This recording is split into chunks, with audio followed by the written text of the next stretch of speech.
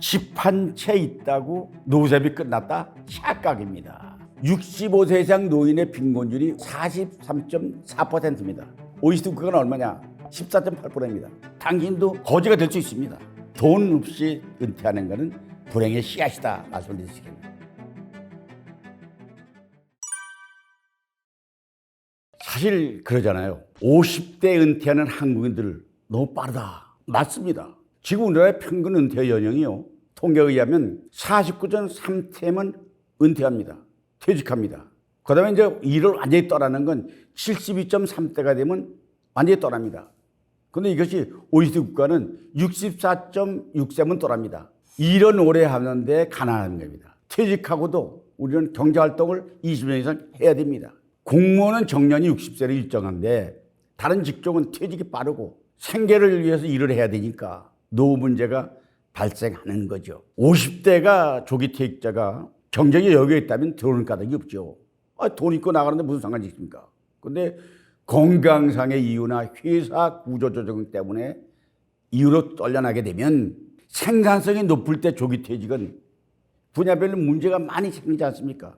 그런데 사실 회사는 수익 창출이 목표잖아요. 그러니까 어떻게 하든지 비용을 줄이려면요, 가장 쉽게 줄일 수 있는 게 인건비거든요. 인건비를 줄이려면 봉급을 많이 주는 사람을 내보내고 적게 주고 같은 일하는 사람을 뽑아야 되잖아요. 그러니까 조기 퇴직이 생기는 겁니다. 그 젊은이들 채우는 거예요. 그 다음에 월급을 덜 줘도 생산성 올릴 수 있으니까 젊은이들의 채용 구조 조정이 결국 조기 퇴직자를 양산하는 원인이 되는 것입니다. 그래서 빠르다는 것입니다. 그런데 공대생들은요, 기술직들은 40대에 대부분 일자리 밀려납니다. 조기 퇴직이죠. 내 집안에 서울대학교 공과대학을 합격한 조카가 있었습니다. 그런데 얼마나 자랑스럽습니까? 그런데 후기에 어느 한의대학의 한의과에 합격을 했습니다. 그 우리 생각에는 서울 공대를 가야 되잖아요. 그런데 본인이 한의과를 선택했습니다. 물어보니까 공대 가면 퇴직이 40대고 한의사가 되면 70대까지 정년이 없으니까 이걸 하겠습니다. 대학에서 전자공학과라든가 첨단 AI 교수들은요, 6개월 동안 강의하고 나면 다시 충전하지 않으면 강단에 쓸 수가 없대요. 왜냐하면 미국에서 이미 다 바뀌었으니까. 특히 인류대학은 마찬가지죠. 그러니까 재충전이 필요한 거예요. 그런데 역사 교수는 늙어도 할 수 있는 거예요. 왜냐하면 역사는 과거의 거지가 베끼지 않으니까.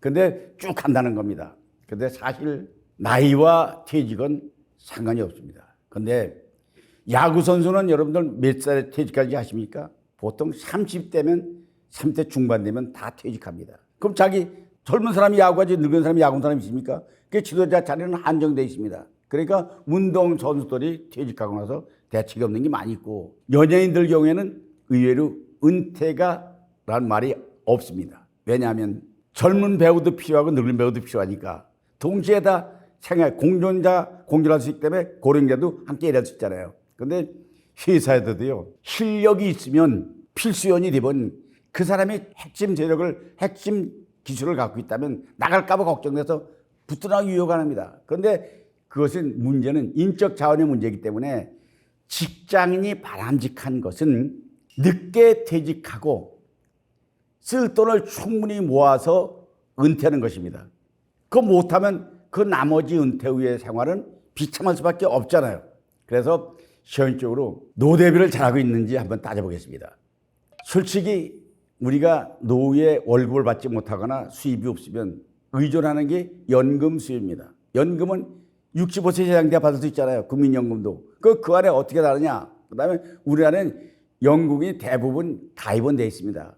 그런데 연금이 노후 생활을 보장해 주는 만큼 충분한 것이 아니라 생명을 이어가는 정도의 최소한의 비용만 주는 거지 연금이 부자되고 저축되고 이런 게 아닙니다. 충분한 생활 보장이 되는 게 아니거든요. 그러니까 정기적인 수입이 가능한 가장 희망이 뭐냐? 건물주예요. 월세 따박따박 받으니까 건물주가 되고 싶다 하는 것이 모든 이들의 공통점은 바로 정기적인 수입을 찾는 걸 찾고 있기 때문에요. 그런데 요즘에 이제 개인연금이라고 이제 정부에서 하지 않는 것도 많이 있습니다. 그런데 인식은 달라지고 있지만은, 그러나 비율이 점차 증가하고 있지만은 아직도 보편화되지 못했기 때문에 충분한 것도 아니다. 그런데 한국은요, 전통적으로 저축률이 높습니다. 근데 최근에는 저축률이 떨어지고 있다는 것이 추세입니다. 왜냐하면 경제가 어려우니까 저축할 여유가 없는 거죠. 근데 저축은 노인을 대비하는 것은 이게 원칙입니다. 돈이 쓰고 나서 남은 거 저축하는 게 아니고 돈이 있으면 일단 일정 금액을 저축하고 나서 그 나머지 돈으로 갖다 어렵게 생활하는 게 그게 정신입니다. 그게 노후에 대비하는 것입니다. 그런데 사실 주택은 보유하고 있습니다. 누구나 있다 이거예요. 근데 주택가격이 상승됐습니다. 근데 그게 불안한 경제 남는 것은 그 집이 있다고 해서 노인 빈곤율이 높아지느냐? 아닙니다. OECD 국가 중에서 우리가 빈곤율이 높은 이유는 바로 65세 이상 노인의 빈곤율이 우리가 43.4%입니다. OECD 국가는 얼마냐? 14.8%입니다. 3배가 빈곤이 높습니다. 노인 자살률이 세계 1위가 되는 것도 노후 대비를 못해서 경제적인 이유 때문에 자살하는 이유가 많은 것도 바로 거기에 있다고 저는 생각합니다. 자, 그렇다면 우리가 전적으로 한국인들이 노후 대비를 잘하고 있느냐 이런 문제입니다. 사실 노인 빈곤에 대한 문제점과 개선 방안을 따져보면 국민연금을 개혁해야겠다는 생각이 높습니다. 왜냐하면 국민연금의 지급 수준을 높여야 됩니다. 액수를 높여야 되고요. 그러기 위해서는 기여금이 부담이 높여야 되고 지급 연령도 조정이 돼야 될 거 아니에요. 필요한 사람에게 65세에 가서 일주일 주는 게 아니라 더 필요한 사람은 일찍 신청해서 먼저 받고 필요 없는 사람은 더 늦게 받고 이렇게 조정하는 것이 필요하다. 그다음에 이제 우리나라 사람들은 나도 마찬가지지만은 금융교육과 지원체제가 미흡합니다. 재정관리 교육을 시켜야 되거든요. 근데 외국에는요, 뭐 이스라엘 같은 그 유대인들의 경우에는 그 보면 나오잖아요. 경제교육 시켜서 일정액의 급여를 주고 너 주식을 한번 해봐라. 그럼 파고 살고 이윤이 뭔가. 그러니까 그리고 경제교육은 뭐냐? 내가 말하는 경제교육은 어려부터 알아야 되는 거예요. 상대에게 갖고 있는 돈을 어떻게 내 주머니로 옮겨오느냐 하는 게 경제입니다. 어떻게 옮겨오느냐? 옮기려면 방법은 간단해요. 제일 쉬운 건 훔쳐오는 거죠. 그죠? 아니면 뺏어오는 거죠. 아니면 몰래 가져오는 거죠. 그건 불법이니까 그런 걸 하면 안 되잖아요. 그러기 위해서는 돈을 벌기 위해서는 상대방 주머니에 돈을 내옮기려면 첫째는 서비스를 제공해야 됩니다. 일을 해줘야 될 거 아니에요. 두 번째는 뭔가 기술을 제공한다거나 해야 됩니다. 근데 상대방이 이익을 줘야 됩니다. 돈을 맡겨놓으니까 은행에서 이자를 주잖아요. 그 돈 가지고 자기 돈놀이 하니까. 은행에서 다른 거 아니잖아요. 돈 받아가지고 주는 이자는 싸고 대출 이자는 비싸니까 그 차익을 받는 게 은행이잖아요. 그러니까 어떻게 남의 주머니 돈을 갖고 오기 위해서는 서비스를 제공하고 노력을 제공하고 해야 된다는 게 이걸 시켜야 되는데 그럼 왜 이걸 시켜야 되냐? 더 많은 이익을 갖고 오는 방법을 시켜야 될 거 아니에요. 왜 공부를 열심히 해야 되느냐? 야, 똑같은 회사에 1000명이 근무한다. 월급이 똑같습니까? 어느 사람은 5억을 받는 사람이 있어요, 연금이. 어느 사람은 3억을 받아. 어느 사람은 1억을 받아. 어느 사람은 5천만 원 받아. 어느 사람은 3천만 원도 못 받아. 그러니까 똑같은 사람이 똑같은 건물에 똑같이 출근해 퇴근하는데 왜 차이가 있냐? 그 노동가치의 부가 문제입니다. 고부가치가 있는 노동이냐? 그거를 어려서부터 시키고 먼저 공부를 시켜야 되는데 네가 공부를 열심히 해야 되면 바로 네가 노동가치를 부가치에서 하려면 해야 된다 이렇게 해야 되네요. 무조건 우리나라는 무슨 직찰 가지고 뭐 검사가 돼야 된다, 의사가 돼야 된다. 왜 의사가 되고 검사가 되는지 몰라요, 애들이. 의사가 되면 월봉이 얼마다. 네가 회사에 가서 청소를 하게 되면 월봉이 얼마다. 그러니까 너는 의사가 된다. 이런 가치 교육을 시켜야 돼. 이게 경제교육의 기본이 된다는 얘기입니다. 그다음에 우리가 그 주거 문제입니다. 사실 주거 문제는 이게 가장 기본이죠. 집이 없으면 갈 곳이 없다면 얼마나 요렇겠습니까? 노숙자들이 갈 곳이 없다. 그래서 주거 안정 문제는 중요한 문제입니다. 그런데 문제는 그 주거가 휴식하는 곳이 아니라 생활하는 게 아니라 잠을 자는 곳이라면 지금 우리나라의 집은 내 생각엔 너무 커요. 60평짜리 아파트가 3사람이 살아요. 그게 왜 30평씩 한 사람이 필요합니까? 잠자는데 침대가 있으면 한 평 침대가 있으면 되지. 거기에 왜 그게 그리고 방이 왜 그렇게 많이 필요합니까? 이 방 저 방 뭐 하겠습니까? 주거 환경에 대한 문제도 우리가 해결해야 되고 연금으로 부족하니까 어떻게 하면 안정된 투자를 유도해가지고 장기적인 재정 교육을 강화해서 국민들 모두가 물가가 안정해야 된다고 가르쳐야 됩니다. 물가 오르면 안 된다. 파는 사람도 사는 사람도 오르면 안 된다고 가르쳐야 돼. 왜 해야 되느냐? 물가가 5% 올랐다 이게 5%. 그럼 내가 100만 원 가지고 살 수 있는 물건이 물가 5% 오르면 105만이 돼야 되잖아요. 그럼 100원에 100만 원의 가치는 1년에 5% 올랐으면 5% 올랐으면 95만 원 떨어지는 겁니다. 10% 올라갔으면 90만 원 되는 거잖아요. 가만히 갖고 있는데 10만 원이 날아가는 거예요. 그러니까 이 교육에 대한 교육을 물건 사는 사람도 파는 다 국민이잖아요. 그러니까 어떻게 물가를 억제해야 된다. 생산성을 높여야 된다.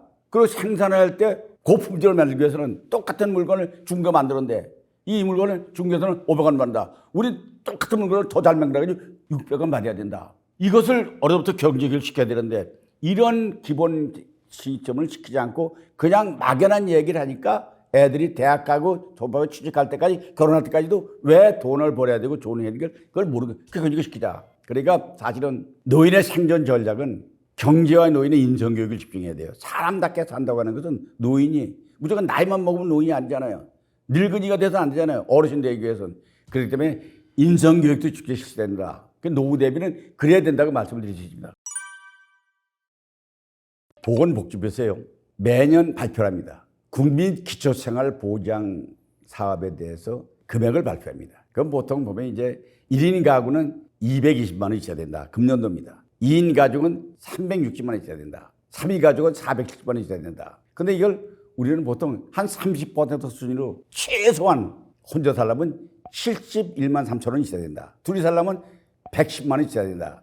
그게 왜냐면 주거평균생활비는 집에 살면 주거비, 식비, 의료비, 교통비, 취미 여가활동, 투비유지비 이게 그냥 노인 한 가구가 평균 만약 150만 원에서 200만 원이 필요하다 이거예요.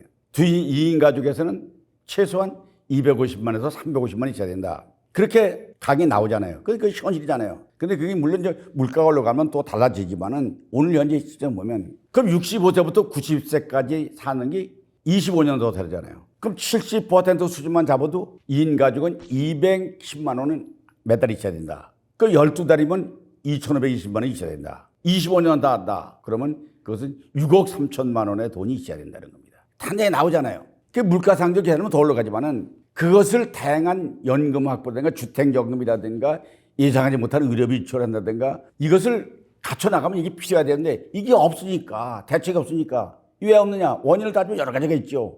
뭐 네가 공부를 안 했으니까 그래 네가 부모로부터 유산을 못 받으려 하지만은 사실 기초생활수급자로 지정이 되면 정부에서 모든 걸 해결해 줍니다. 음식값 쌀도 주고 쌀을 너무 많이 줘가지고 그만 가져라 이런 경우도 있을 정도로 쌀도 주고 의료비 같은 거 공짜고 돈 안 받고 그다음에 요양원 같은 데 가도 무료 수용을 해주고 근데 그거 하려면 집이 없어야 돼요. 돈이 있어도 안 되잖아요. 아주 진짜 기초생활이 안 되는 사람이 되냐.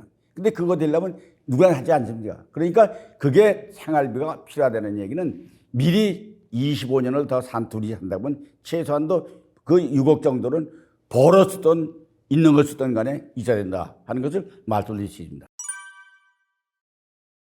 우리가 연금만으로 먹고 살기는 부족하다. 이거 누가 모르겠어요. 다 알아요. 연금 가지고 모자라요. 국민연금 줘도 지금 받아도 그거 아니에요. 그런데 예상하지 못한 일이 때문에 노출가 되는 것입니다. 거리를 떠도는 신세로 전락하는 겁니다. 이것이 본인의 의지가 있어 그렇습니까? 본인이 노숙을 원했습니까?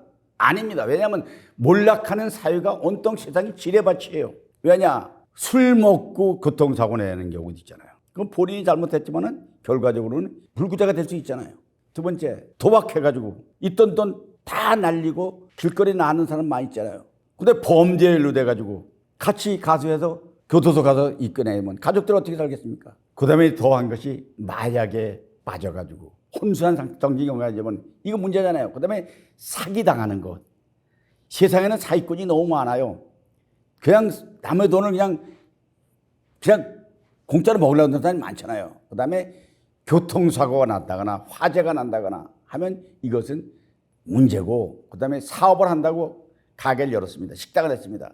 근데 보통 80%는 되게 망합니다.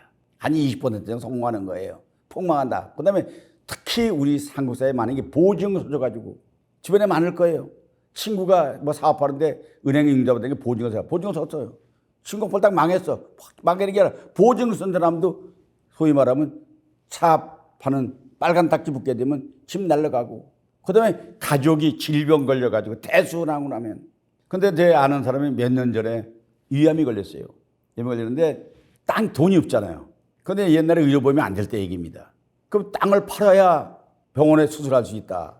아버지가 늙었으니까 내가 땅 팔아가지고 병 고친다고 영원히 사는 것도 아닌데 그럼 우리 식구들 뭐 먹고 사느냐. 그래서 수술도 안 하고 그냥 혼자 이렇게 죽어서 그 친구는요, 자기 아버지 얘기만 하면 그냥 눈물이 핑 돕니다. 왜냐?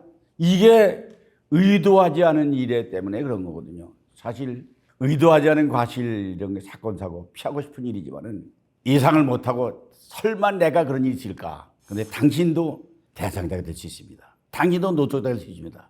당신도 거지가 될 수 있습니다. 요새요, 일반 무료 급식소가 있습니다. 사회단체 동원한 거죠. 가보면 줄이 어느 정도냐? 장사진이라는 게 맞아요. 길게 섰습니다. 늦게 가면은 밥이 떨어지니까 떨어지게는 먹으려고 앞장서 11시부터 와서 줄을 서고 있는 거예요. 이게 뭐냐? 그게 내가 아니라고 생각하지 마세요. 사실 기초생활수급자로 지정되면 연금수급자, 부동산 배우자는 안 되기 때문에 어렵습니다. 그러나 거기도 돈이 없고 하면 그냥 자살하기보다는 구조를 요청하고 또 각 지역의 동사무소, 주민복지센터에는 사회복지사가 있습니다. 바로 여러분들이 굶어 죽는 사람이 없게 하기 위해서 있습니다. 그러니까 구원 요청을 하는 것, 이것을 필수적인 말씀드리겠습니다. 집 한 채 있다고 노후세비 끝났다? 집이 있으면 끝났습니까? 착각입니다. 왜냐하면 집이 있고 부동산이 있다는 사실만으로는 불안합니다. 왜 그러냐면 노후 생활비가요. 아까도 잠깐 얘기했지만 주거비, 아파트 같은 건 관리비 내잖아요. 그지? 그 다음에 밥 먹자면 죽 생활비, 식비.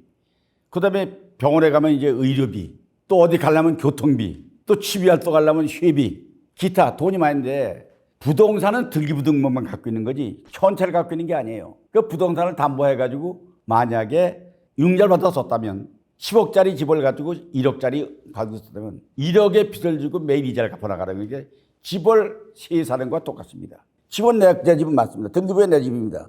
그런데 이자 돈 갚으니까 생활비 걷다 내는 똑같답니다.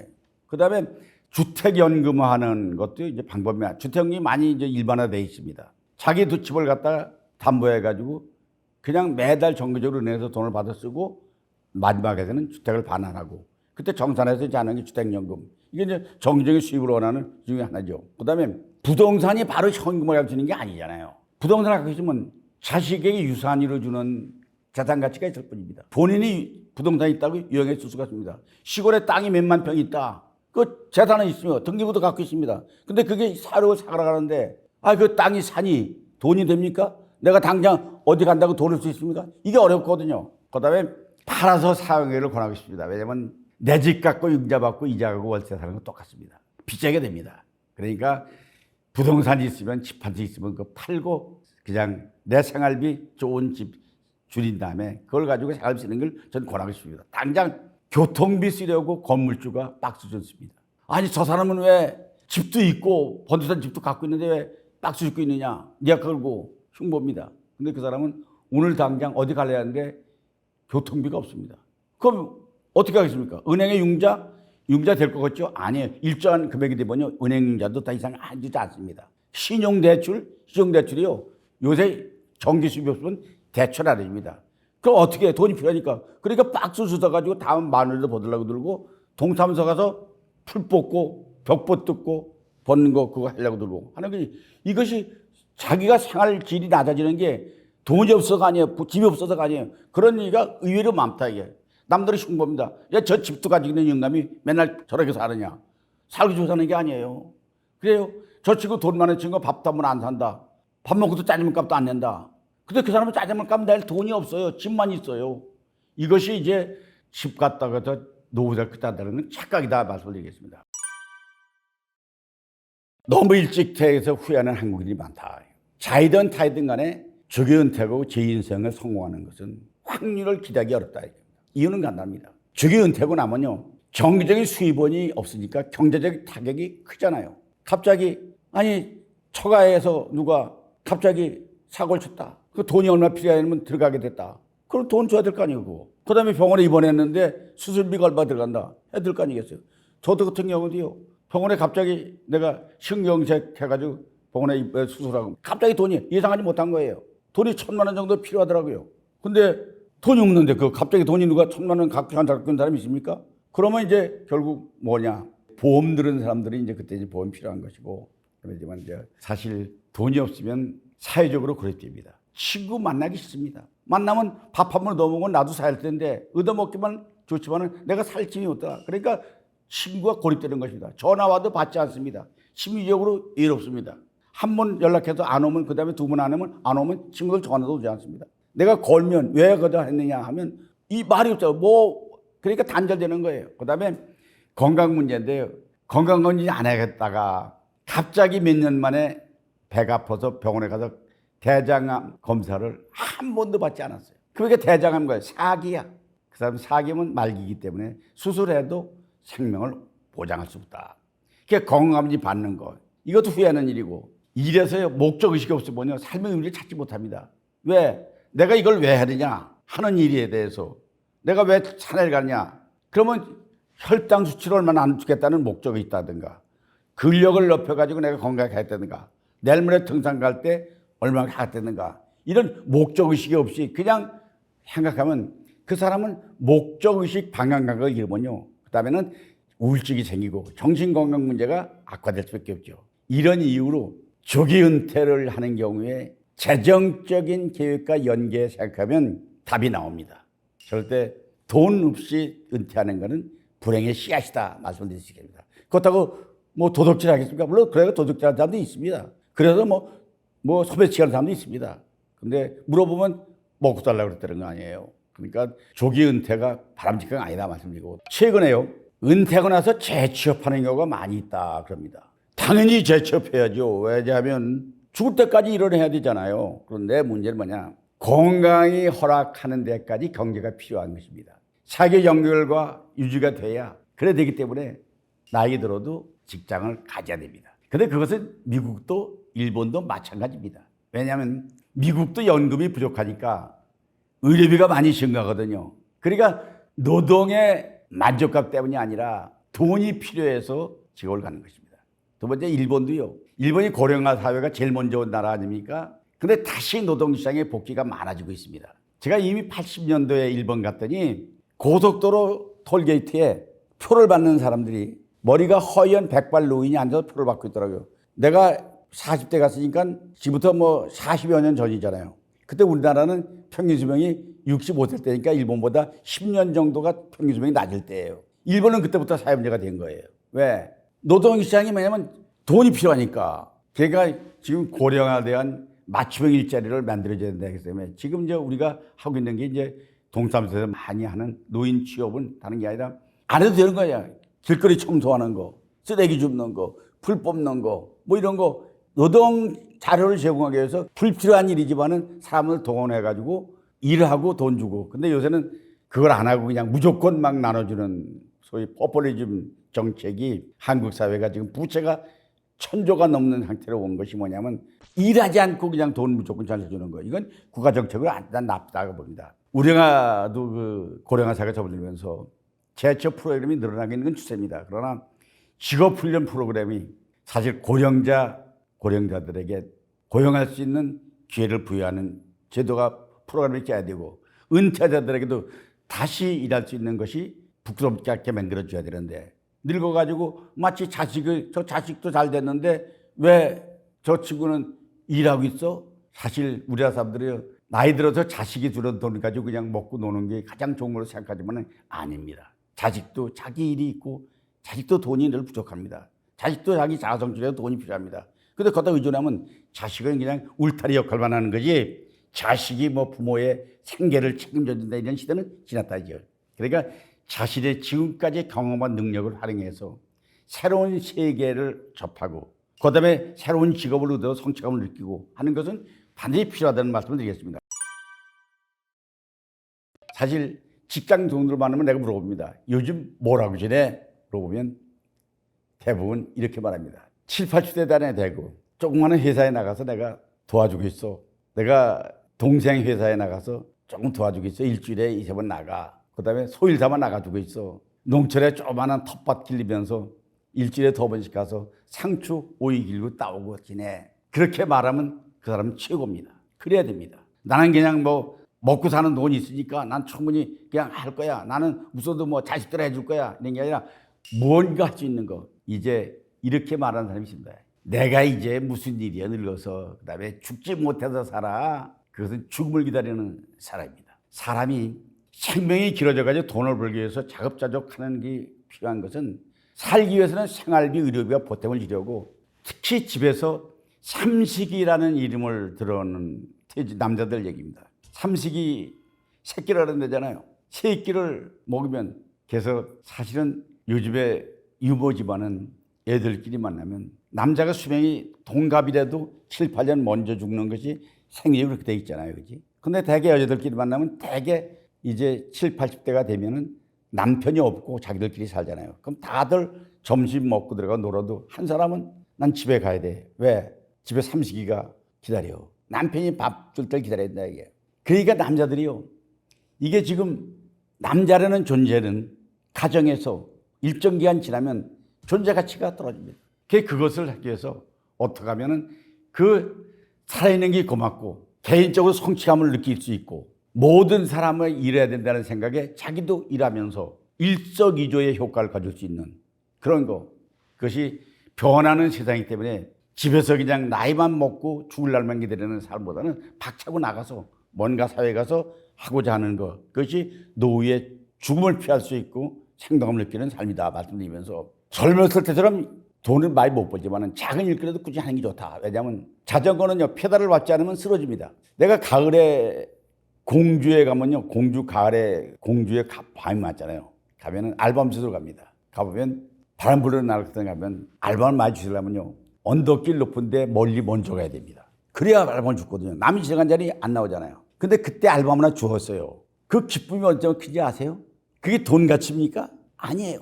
박스 주는 노인이 지나가다가 니아까 끌고 언덕까지 올다 보니까 옆에 보니까 큰 박스가 하나 놓여 있어. 삐딱하게 니아까 세워놓고 박스 주다가 다시 담을 때 기쁨, 그 값이 문제가 아니잖아요. 근데 사실은 돈은 가치가 액수가 문제가 아닙니다. 벌 수 있다는 것 자체가 만족한 거고 내가 할 수 있다는 게 만족하고 근데 나이 들어서 살면서 젊어서처럼 대우를 받아요. 같은 일하고도 못 받아요. 근데 작은 성취감을 맛보고 그것이 노년의 삶의 지혜를 말씀드리겠습니다. 사실 젊어서 평생 살아온 경험과 체험을 그 노하우를 세상에 살아있기 전에 가치를 나눠주고 가겠다는 생각 그 생각이 노년의 바탕이 돼야 된다. 속담에 그런 말 있잖아요. 마당 쓸고 동전 줍고 또랑치고 가재 잡는다래요. 돈도 벌고 건강도 지키는 일석이조 이런 것들이 노인들에게는 절대 필요하다는 말씀을 드리겠습니다. 그다음에 우리나라가 예를 들면 경찰관, 소방관 같은 경우에는요. 민간 보안업체나 화재 관련 컨설팅사나 교통안전 담당 이런 거 얼마든지 하면 안전관리 분야에 두각을 나타냅니다. 교사들 했던 분들 같은 경우 교사도 65세면 나오잖아요. 학원 같은 데 가서 과외한다거나 아니면 관련 컨설팅 분야에서 방과후 학교를 운영한다거나 일반직 공무원 같은 경우는 뭐 건강을 하면 안내받아가지고 학교 보안관 된다거나 행정기관에 가서 안내요원 같은 거 금융업 판사라는 것 같으면 중소기업 자문하는 것 또 네트워크를 하게 해서 투자 자산 관리를 해주고 금융교육을 시키는 것 창업하면 프랜차이즈 해가지고 스타트업 일을 하는 것 사회단체 비영리 사업에서 수입보다는 사회에 기여활동을 하는 것 문화예술 분야 같으면 재능을 살려가지고 가서 봉사하고 요양 같은 데 가서 노래를 불러주고 그러니까 다양한 재취업에 경제 안정과 사회기여를 동시에 추구하는 것 이게 좀 필요하다 말씀드리겠습니다. 큰 돈을 모으겠다고 주식 투자 함부로 하면 위험한 이유가 있냐.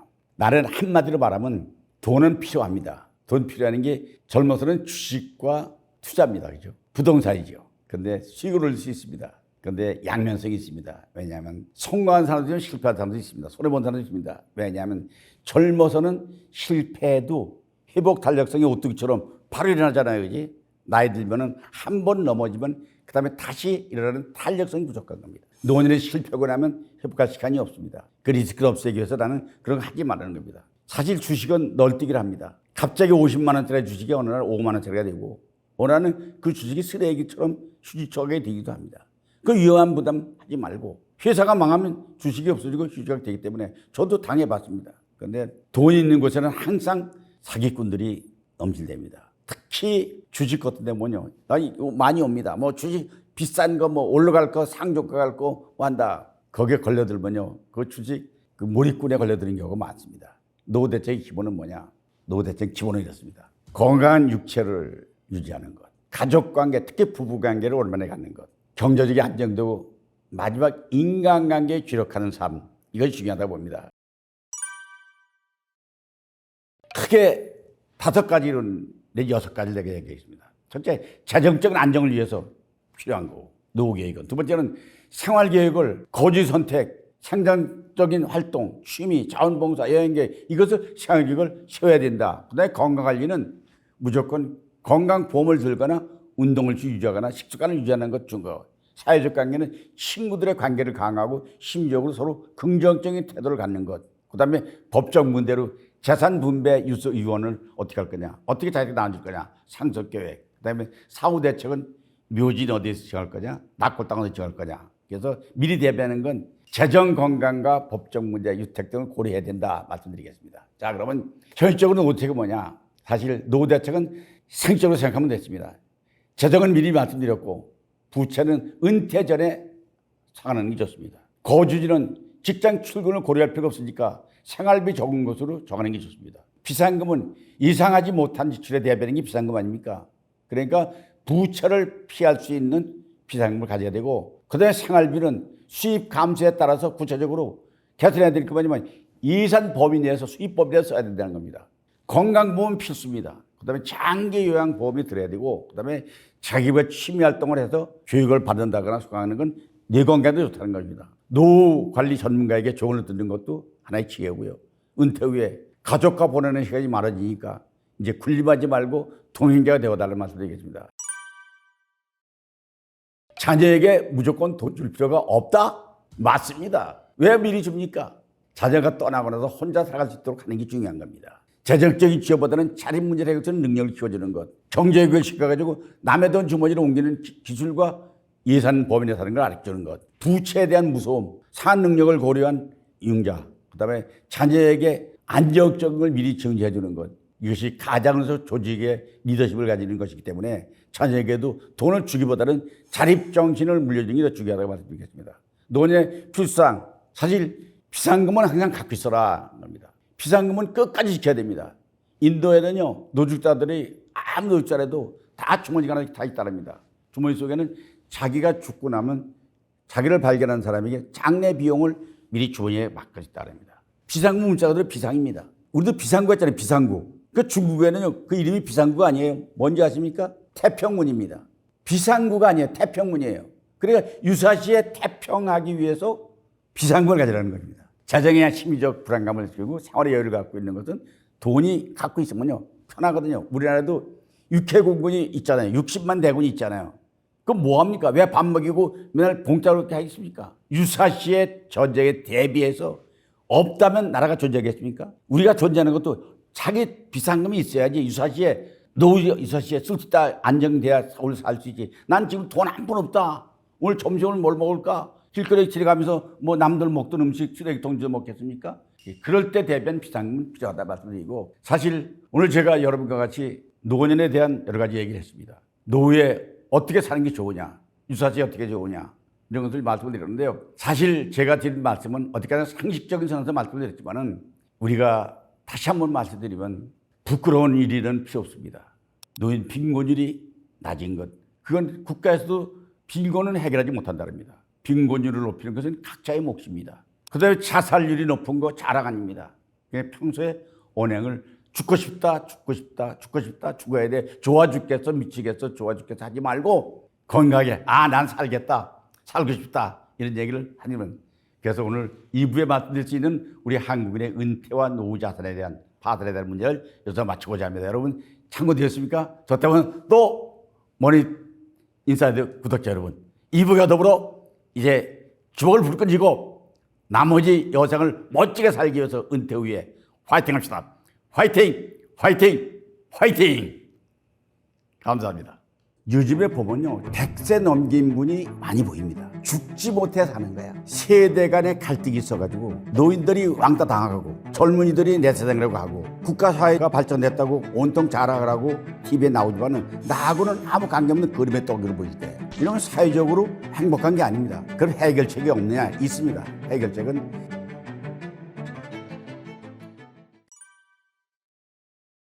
백세 시대에 오래 산다고 무조건 다 좋은 거는 아니다, 이런 얘기가 있습니다. 왜냐하면 병이 있어서 오래 사는 것과 병이 없어 오래 사는 건 전혀 다르니까 그러거든요.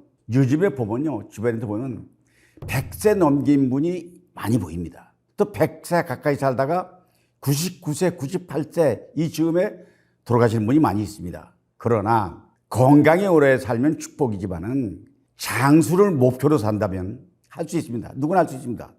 장수하려면 많이 먹어야 됩니다. 방법은 간단합니다. 나이를 많이 먹으면 무조건 장수하는 것입니다. 근데 나이 많이 먹고 장수했다고 리스크가 많잖아요.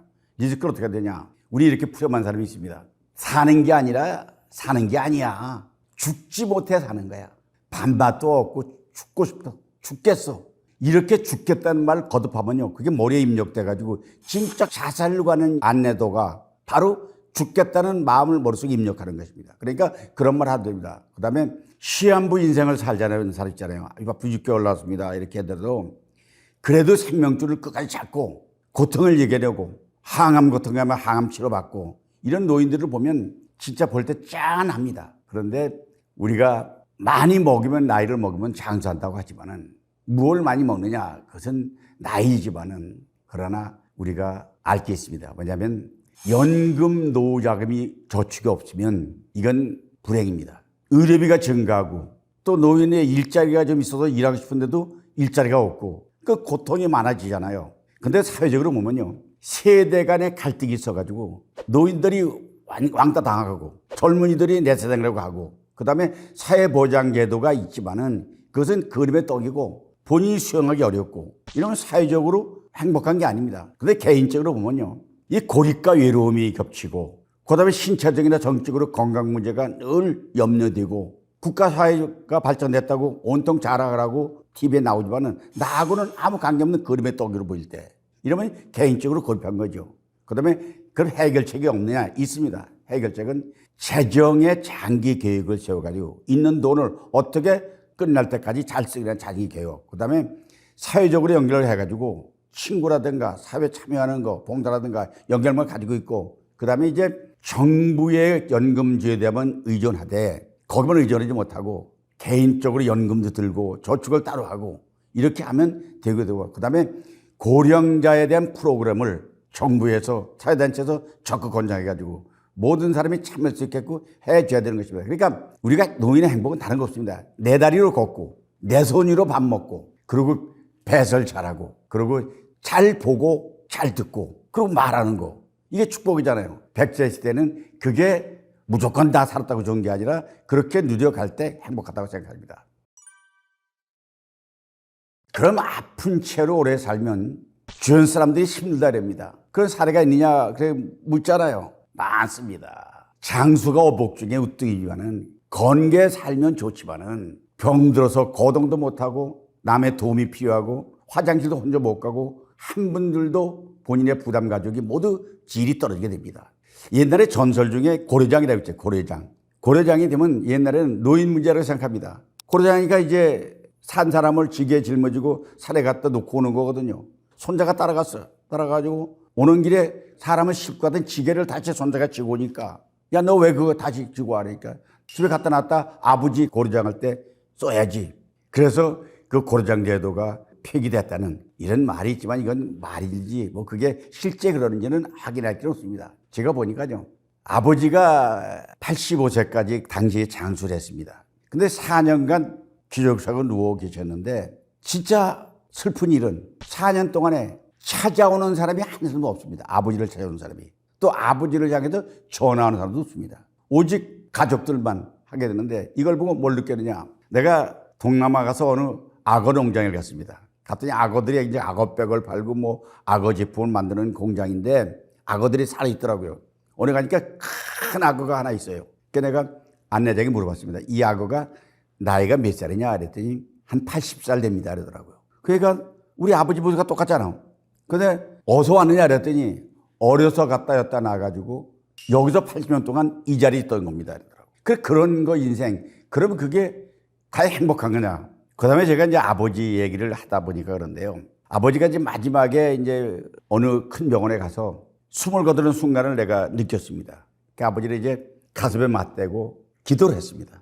아버지, 이제 천국에 가시면 어머니하고 싸우지 말고 좀 사세요. 그리고 그렇게 사시다가 나중에 내가 가면 그때 다시 만나요. 이러고 기도를 하고 눈물은 쏟아지만은 마음속 깊이는 아버지 잘 가셨구나. 왜?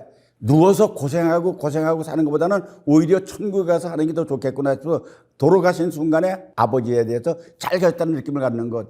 이게 사실 주변 사람들이 힘들게 하는 일 중에 하나잖아요. 그런데 아픈 사람들이 오래 사는 건요. 부모의 봉양 문제는 시대를 초월해서 똑같습니다.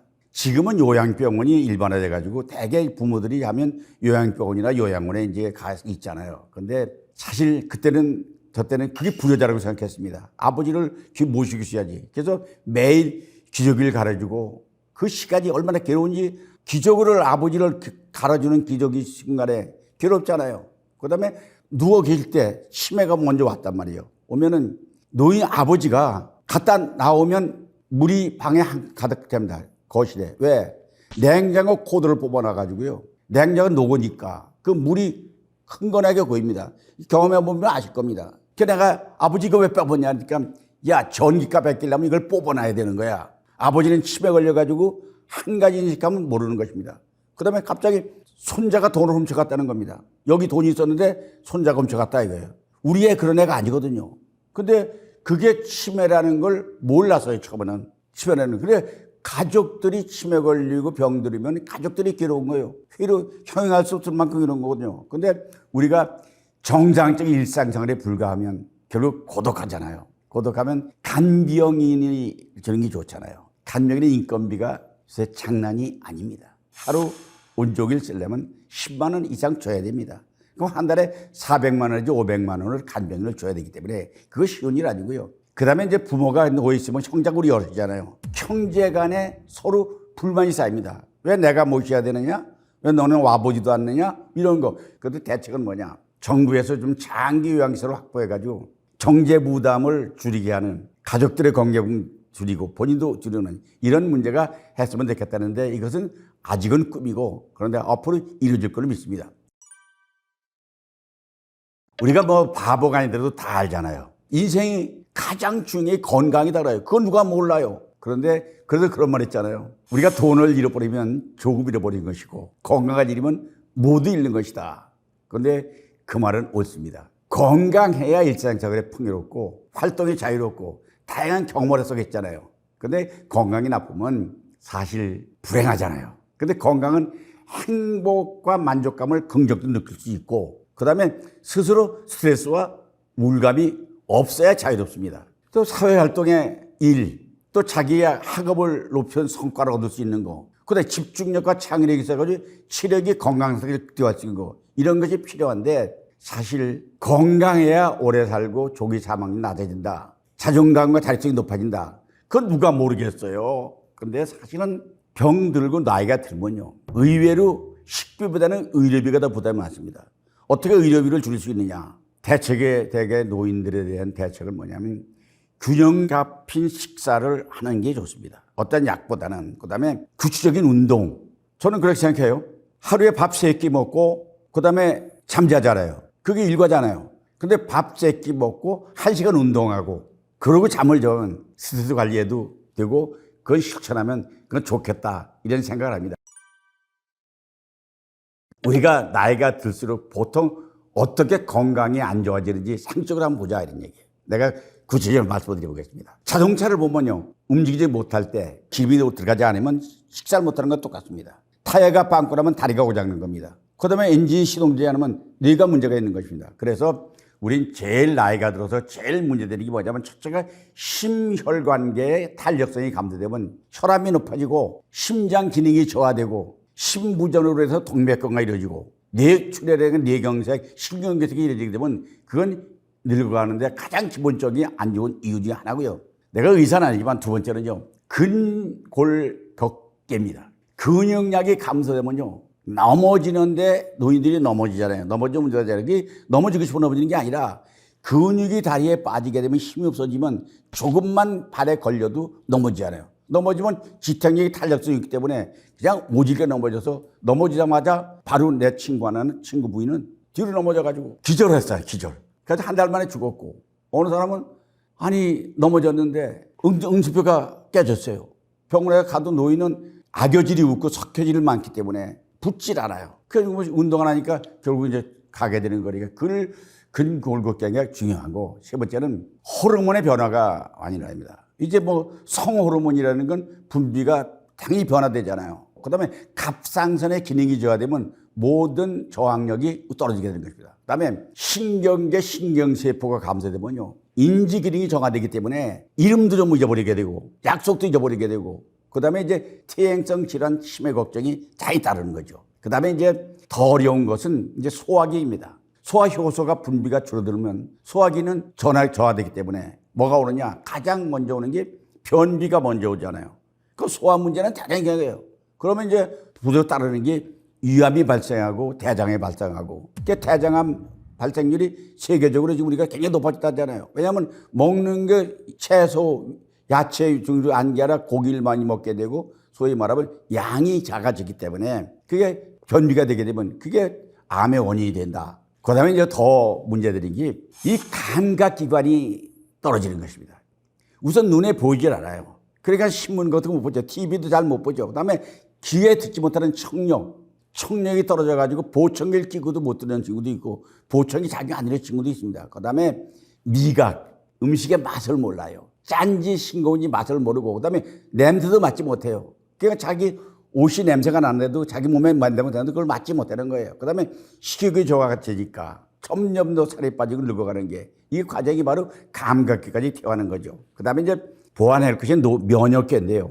사실 우리가 매일 이렇게 세균을 먹고 마시고 들어가도 바로 면역계가 있기 때문에 바로 백혈구가 세균들을 다 죽잖아요. 근데 나이가 들면 감염병 면역 질환이 왜 먼저 코로나 때 노인들이 많이 갖느냐면 바이러스를 이겨낼 만한 면역 기능이 떨어지는 거예요. 그러니까 뭐냐, 노인들이 되게 죽는 원인이 폐염증이 생기는 거죠. 치명적인 증세가 발생하는 겁니다. 이것이 바로 면역계고요. 그다음에 이제 서로 피곤한 게 뭐냐면 정신건강이 우울증은 상상을 안 걸려본 사람은 안 되지만 상상해 보세요. 우울증 걸리면 늘 슬픈 마음이 가득 차 있고 죽고 싶은 생각이 들고 모든 게 미워지고 위험증 그 증가하잖아요. 그다음에 이 고립감, 외로움, 나만이 지금 이걸 어떻게 극복할 거냐 하는데, 이것이 정신건강이 육체건강보다 중요하다고 하는 것은 자살률이 높아지는 것 중에 하나는 바로 정신건강에 문제가 있다. 그래서 사실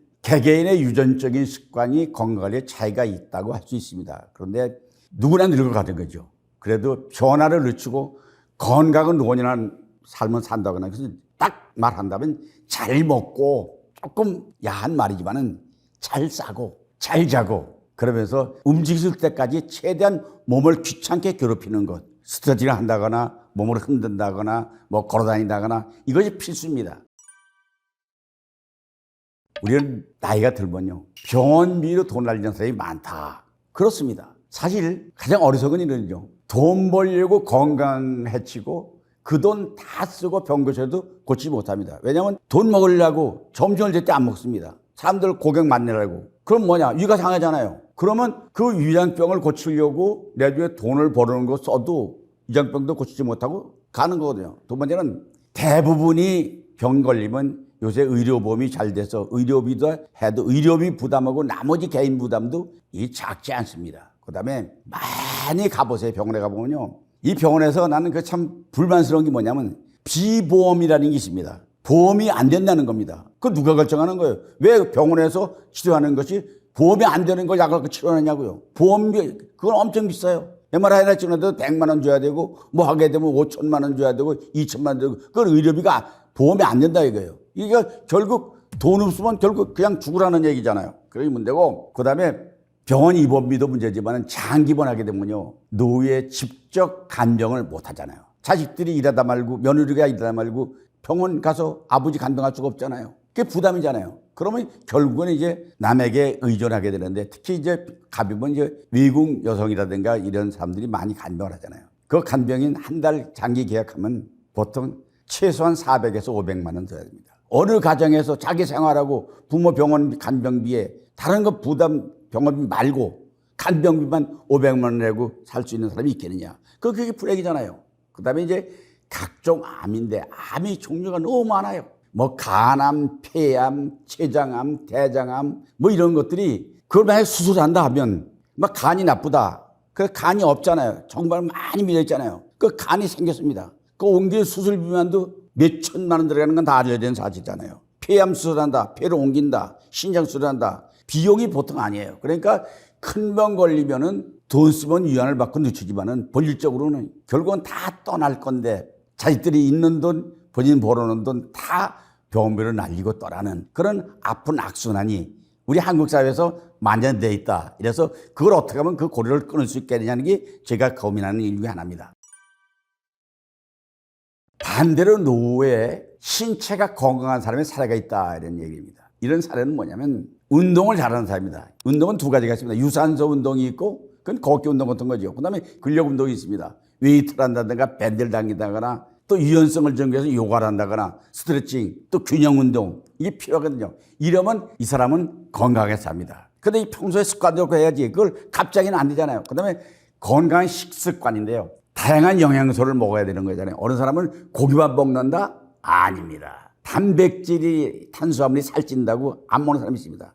단백질도 꼭 먹어야 되거든요. 그래서 과일과 채소, 다양한 색깔 채소를 먹어야 되고 그다음에 우리가 더 한 것은 잘 때 변소가 귀찮다고 물을 먹지 않은 사람이 있습니다. 이 나이 들수록 수분의 섭취량이 충분해야 원활하게 신체적인 돌아가는데 피도 돌아가고 그렇죠. 그다음에 이제 정기적인 건강검진을 해야 되는데 병은 조기 발견하면 치료가 가능하잖아요. 그러니까 혈압, 혈당, 콜레스테롤 같은 것은 미리 체크해보면 큰 돈 안 들거든요. 체크해보면 예방할 수 있거든요. 그다음에 이제 정신적인 건강관리인데 정신건강을 유지해서요. 스트레스 관리, 가족과 친구와 교류하는 겁니다. 친구와 교류하면 또 정신활동을 하는 것, 뭐 퍼즐을 맞추는 것, 아니면 독서를 하는 것, 그 다음에 어떤 공부를 하는 것, 외국 공부하는 것, 이런 것들이 정신건강관리에는 너무 좋기 때문에 치매 예방에도 좋다는 것은 전문가들의 책을 보면 다 그게 나와 있습니다. 그 다음에 이제 사례인데 결국 이제 꾸준히 운동하는 것.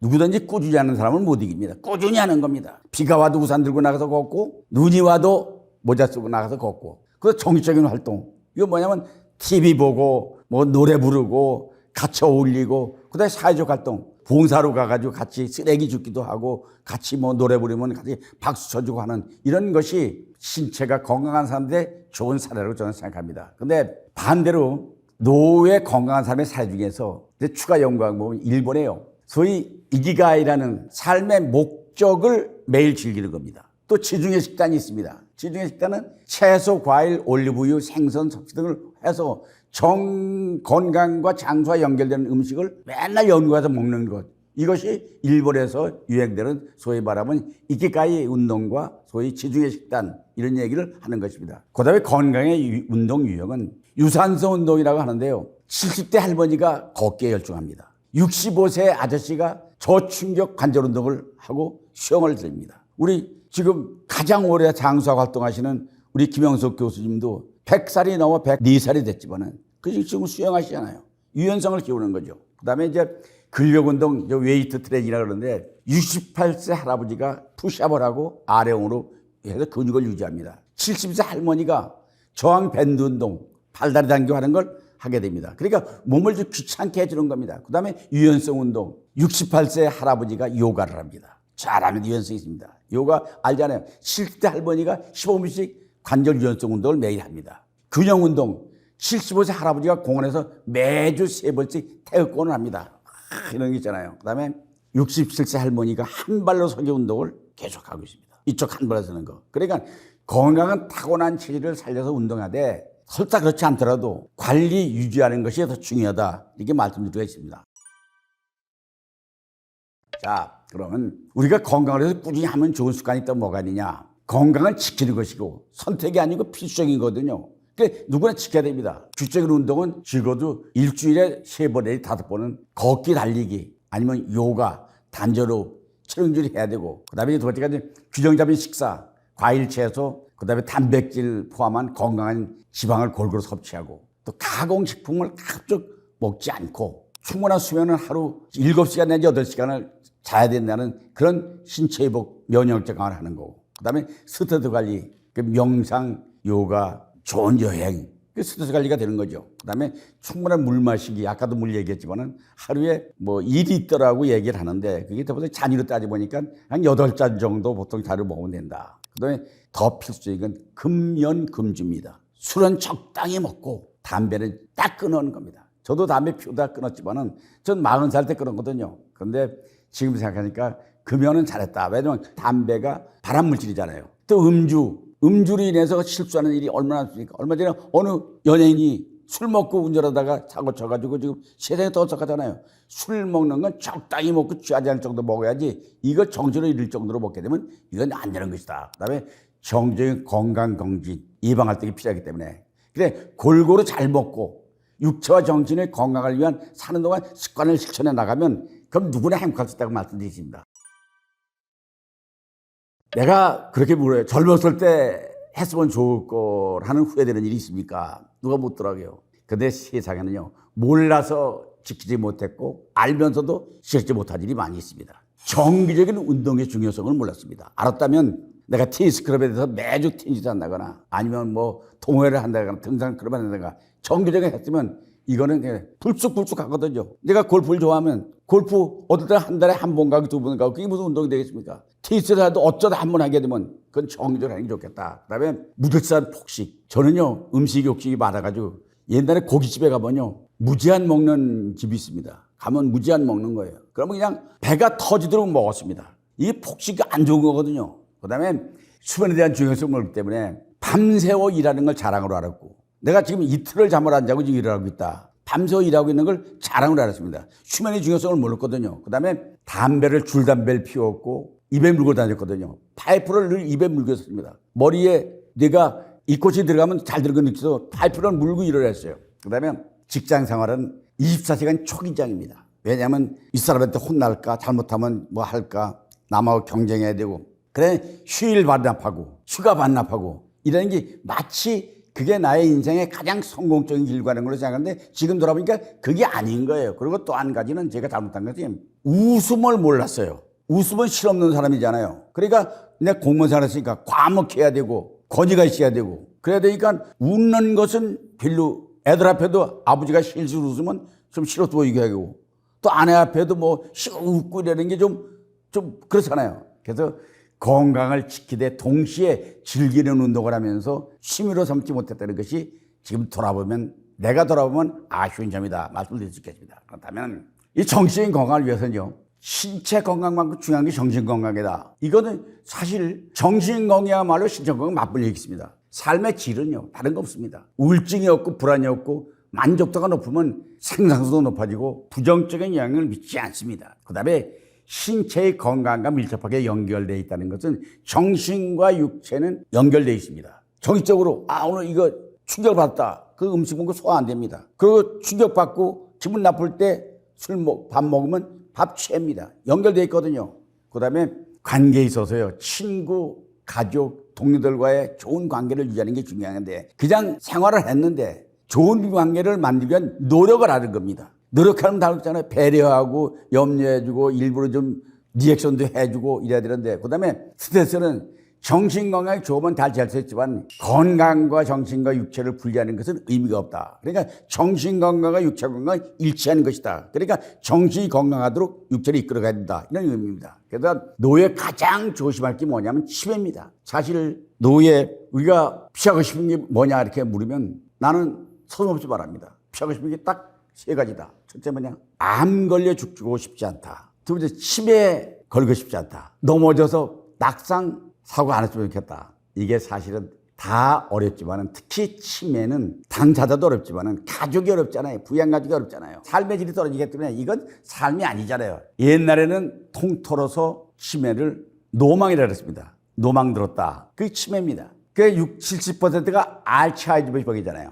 그 다음에 혈관성 치매가 있고, 그 다음에 전두엽, 후두엽 치매가 있고, 뇌가 쪼그라드는 것입니다. 그런데 공통점은 뭐냐? 인지 능력이 떨어지고, 사람을 몰라보고, 이름을 기억하지 못하고, 오늘 며칠인지도 모르게 되고, 약속을 잊어버리게 되고, 각양각색으로 나타나잖아요. 그런데 저는 부끄러운 얘기지만 우리 가족력이 있습니다. 아버지, 어머니가 다 치매에 걸리셨고, 외할아버지가 치매에 걸렸습니다. 외할아버지 치매에 걸렸던 모습은 지금도 제가 기억이 납니다. 어려졌었지만은 집에 우리 집에 외할아버지 오면 어머니가 아버지잖아요. 마구 하세요. 왜 왔냐 그러고 막 가라 그러고 야단치고 그러는데 그 치매에 걸렸기 때문에 본인이 의식을 못하게 됐습니다. 그다음에 2박 2일 최고라는 건 운동, 걷기, 수영을 주적으로 하고 건강하게 잘 먹고 과일, 채소, 견과류, 생선 등을 먹고 그다음에 정적인 사회활동과 건강검진 가장 바람직한 것은 천수를 다하고 잠자듯이 조용히 세상을 떠나기도 하고 이것이 우리가 바라는 가장 중요한 치매에 대한 예방이다.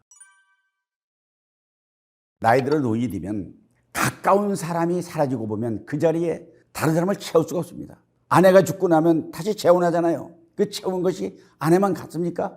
군대는 제대하면 보충병이 와서 채웁니다. 사람은 주변의 사람이 떠나고 나면 채울 길이 없습니다. 채워도 옛날 사람 같지 않습니다. 그러니까 부부가 한쪽이 먼저 사별하면 복원이 불가능합니다. 친구도 가족도 떠나는 현실인데 정적으로 우울증이 심하잖아요. 가장 그리운 친구가 친한 친구가 죽고 나면요 치매 스트레스가 엄청 빠르잖아요. 그게 정신건강이 아주 악화되는 경우가 그런 경우입니다. 그러니까 건강이 악화되면 어떤 문제가 생기냐? 우선 고혈압, 심혈관 질환이 생기고 통계에 따르면 외로운 사람이 심장병과 뇌졸중에 걸릴 위험이 훨씬 높다. 이거 통계가 있습니다. 그다음에 가족, 친구, 지역사회 연결이 부족하게 되면 생활 만족도가 저하되고 자존감이 의미가 없어지잖아요. 그래서 조기 사망률이 증가하는 건 외로움과 사회적 고립이 문제가 된다고 해서 사실 외로움을 극복하고 삶의 질을 향상하고 지역사회 활동에 참여하고 정부 및 비영리단체의 협력이 통해서 나에 대한 삶의 질을 좀 높일 수 있는 이런 연결이 있으면 좋겠다 말씀드리십니다. 외롭다고 자녀들에게 의지하면 안 되는 이유가 있느냐? 우리 속담에 그런 말이 있습니다. 소도 언덕이 있어야 부빈다 그럽니다. 자녀가 있어야지 의지하지. 자녀가 없으면 비울 데가 없잖아요. 그 자녀가 없는 사람이 외로운 것이 이제 그런 거고요. 그다음에 자녀가 살아가기 힘들어요. 그럼 도와주고 싶잖아요. 근데 내 코가 석자인데 부모가 어려워요. 자식이 도와주고 싶은데 내 코가 석자인데 나도 살기 어려운데 그러니까 결국은 정적으로 시간적으로 어렵기 때문에 서로 걱정이 되는 거죠. 근데 사실은 전문가의 돌봄 서비스를 받는 건 매우 중요합니다. 건강이 나빠지면 움직임도 부자연스러워지고 전문가의 의료 돌봄 서비스를 적극 받아야 됩니다. 할당이 어려우면 보건소에 가서 신고하면 치매 판정도 받게 되고 전문 요양사를 도움을 받아 신청해서 도움을 받게 되면 노인 문제에 하루아침에 끝나진 않지만 그래도 보다 좋은 네트워크가 형성돼 가지고 시설도 활용할 수 있고 하는 게 된다. 건강한 노후는 우리 모든 이의 소망입니다. 그런데 그것은 본인의 노력과 가족과 전문기관의 협력이 있어야 가능하다는 걸 말씀드리면서 자 오늘 제가 여러분에게 말씀드리고 있습니다. 백제 시대의 선언법을 얘기했습니다. 그런데 그것이 말한 것처럼 쉽진 않지만은 아침에 다시 정리하면 아침에 일어나서 즐거운 마음으로 벌떡 일어나고 아침 밥상을 기다리고 아침 먹고 나면 점심이 기다려지고 점심 먹고 나면 저녁이 기다려지고 저녁 먹고 나면 TV 보면서 연속극 보면서 같이 가족들과 희낙낙하고 그리고 잠자리 들면 한참 잘 자고 한 가지 플러스 한다면 거기에 배설 잘하고 그리고 더 한다면 운동하고 이런 생활을 한다면 우리가 백제 시대에 살아가면서 건강한 노후는 보장되라고 믿습니다. 제가 여러 가지 얘기를 했습니다만 여러분 백세 세를 다 천수를 다하고 건강하게 살면서 우리 다 함께 우리 머니 인사이드 구독자 여러분들 저와 더불어 여러분 오늘도 주먹 불끈 쥐고 잘 살기 위해서 건강하게 해서 화이팅 합시다. 화이팅! 화이팅! 화이팅! 나이 들수록 노인 들수록 행복한 삶을 누려야 됩니다. 노년기에 활기차고 즐겁게 사는 것이 신체적 정적 건강에 도움이 된다고 강조하겠습니다. 건강하고 행복한 노후의 생활을 즐기는 가장 중요한 요소가 뭐냐? 은퇴한 후에 좋은 갖는 것입니다.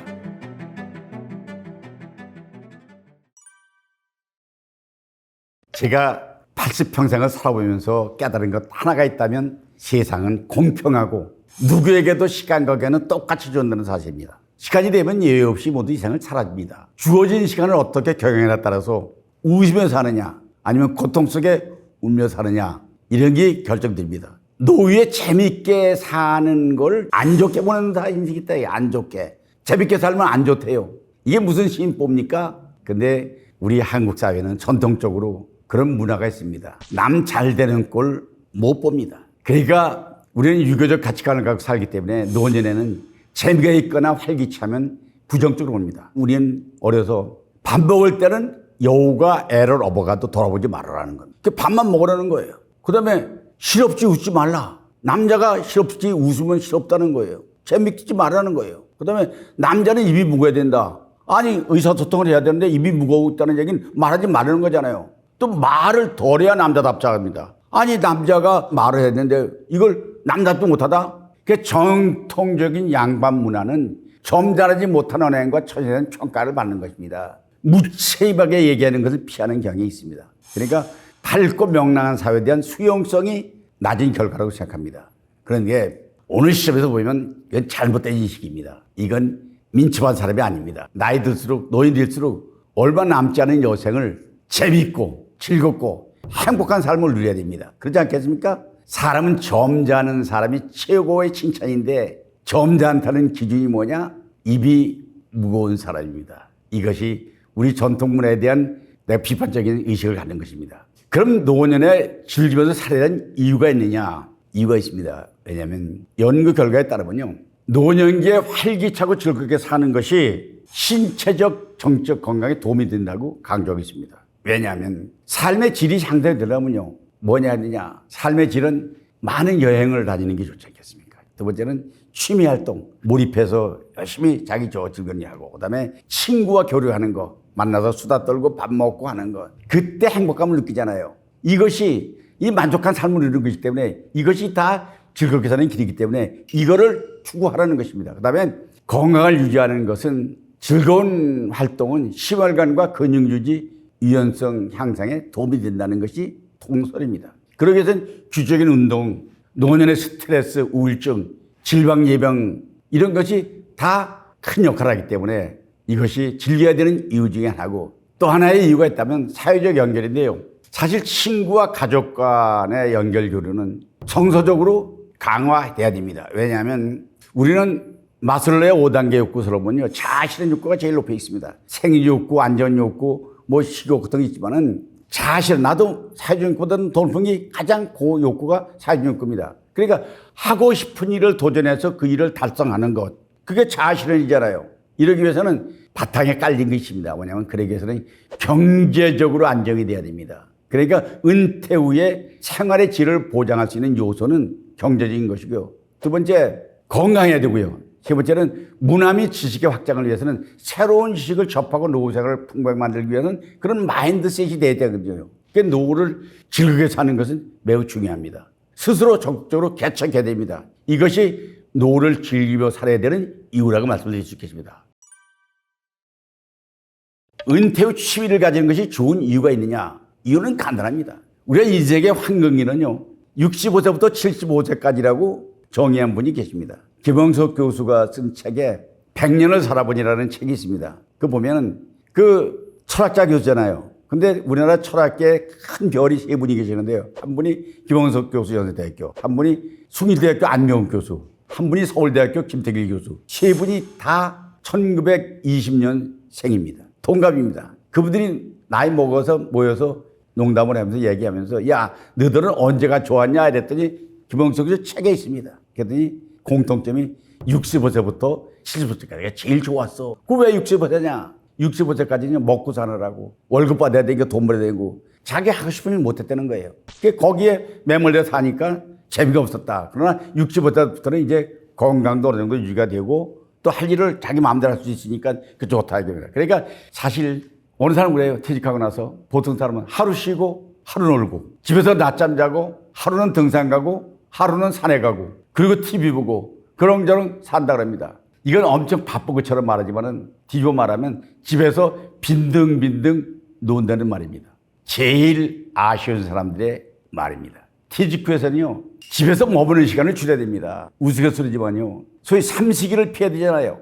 그러니까 주간 계획을 사가지고요, 월요일 날은 등산하는 날, 화요일 날은 친구 만나는 날, 수요일 날은 당구 치는 날, 목요일 날은 취미 클럽 가는 날, 그리고 가족들을 자유롭게 헤어져야 됩니다. 사실 친구들의 남편이 어느 사람이 동창회 갔다 오더니 막 짜증을 내더라잖아요. 다른 친구들은 다 남편이 없는데 나만 있다고. 근데 그건 농담이지만은 이런 푸념이 나오도록 하는 것은 자기가 특히 남자들의 경우에는 퇴직하면서 취미를 갖는 것은 매우 중요하고 좋은 이유는 바로 여기에 있다고 말씀드릴 수 있겠습니다. 그러면 취미를 가져야 하는 좋은 이유를 내가 몇 가지를 말씀드릴게요. 첫째는요, 사실 살아가면서 제일 중요한 게 건강하잖아요. 근데 취미가 있어가지고 재미가 있어서 즐거움을 즐기면요, 정식적으로 시대적으로 건강을 유지했을 때는 건 이건 모든 사람이 상식적으로 하는 얘기입니다. 즐거운 일이 있고 나가서 일하는데 어떻게 건강하지 않겠습니까? 두 번째는 이 제일 병 걸린 사람들을 원인을 따져보면 스트레스가 가장 암의 원인 중에 하나입니다. 스트레스가 왜 생기느냐? 좋아하는 일하고 좋아하는 사람 만나면요,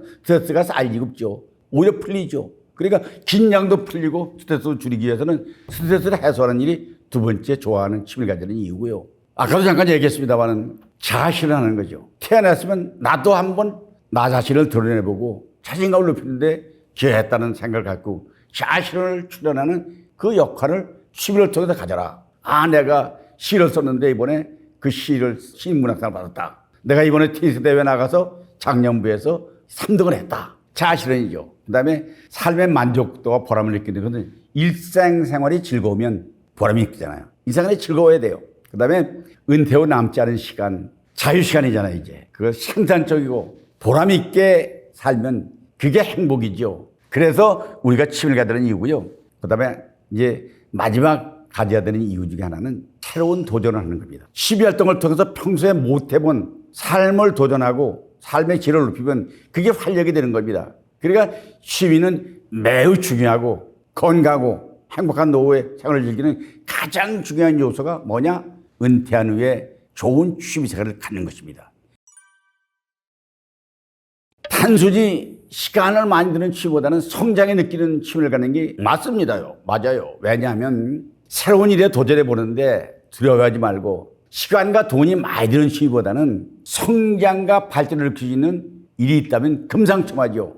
예를 들어서 긍정적인 측면에서 보면요, 성장에 초점을 맞추는 이다. 개인의 스킬을 장상시킨다. 그러면 골프를 친다. 골프 치면은 처음에 치면 스코어가 100도 넘어가. 연습해서 했더니 그 다음에 90대.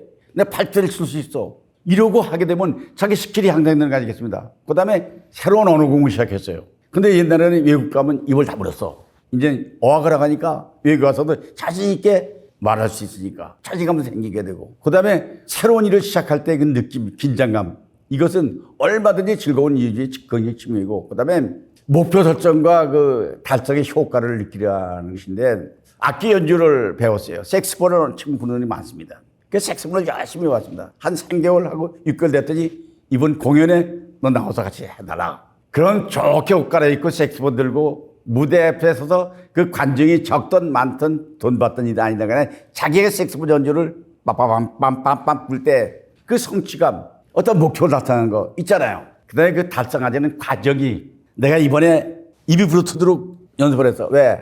25일 날 내 공연이 있어. 그때 내가 이 노래를 불러야 돼. 뭐 새로 부르는 이명웅 씨의 뭐 사랑하는 그대를 부르겠다. 그리고 그걸 연습할 때 보람 있지 않느냐. 그 다음에 지속적인 동기발전이 부여가 된다는 건 뭐냐면 성장 발전이라는 취미가 그게 동기부여가 돼야 됩니다. 왜 해야 되느냐. 그러니까 단순한 취미라고 해서 뭐 단순하게 뭐 고스톱 치는 친구, 오락, 시간 때우기 위한 거, 이런 취미보다는 차별화돼야 된다. 뭔가 자기 성장과 연결이 되는 취미를 가져야 되는가. 이것은 긍정 취미다. 근데 부정적인 측면도 있습니다. 성장 너무 강조하면 새로운 일을 목표로 정하면요, 달성하지 못하면 스트레스가 생길 수 있습니다. 그래서 균형이 필요한데요, 취미가 성장 발전의 목표가 되면 그거는 너무 스트레스입니다. 그냥 되면 좋고 안 돼도 좋다는 생각을 갖고 해야지, 이걸 온통 목이 터져라고 피를 쏟아가면서 코를 쏟아가면서 하는 것은 그건 스트레스다. 그 다음에 성장의 목표를 두면요, 뭘 따다 보면 다른 일에 소홀하게 됩니다. 그러니까 이런 취미는 생활과 균형을 맞춰야 되죠. 그러니까 취미는 다른 일과 균형을 맞춰야지, 몰입하게 되면 그 취미 자체가 스트레스가 되기 때문에 바람직하지 못하다. 그러니까 성장을 느끼는 걸 취미를 갖되 다른 거와 바란스를 맞춰라. 말씀드리고 싶습니다. 그 다음에 취미를 왜 가져야 하는가, 내가 말하는 건 퇴직하고 나면요, 이제 평생에 자기를 위해서 봉사한 아내가 있다면 나머지는 내가 당신을 위해서 봉사하겠다는 그런 생각을 갖는 마인드셋이 필요하다는 것입니다. 그러니까 아내가 친구도 어울리는 시간을 배려하려면 내가 집을 나가는 시간을 정해서 피워줘야 한다는 것입니다. 그런 마인드가 필요한 거예요. 그러니까 친구들하고 어울려서 오늘 점심 걱정하지 말고 종일 놀고 오라고 얘기해서는 나는 친구들하고 어울려가지고 당구 치면서 만나가지고 등산하면서 그냥 보내는 것.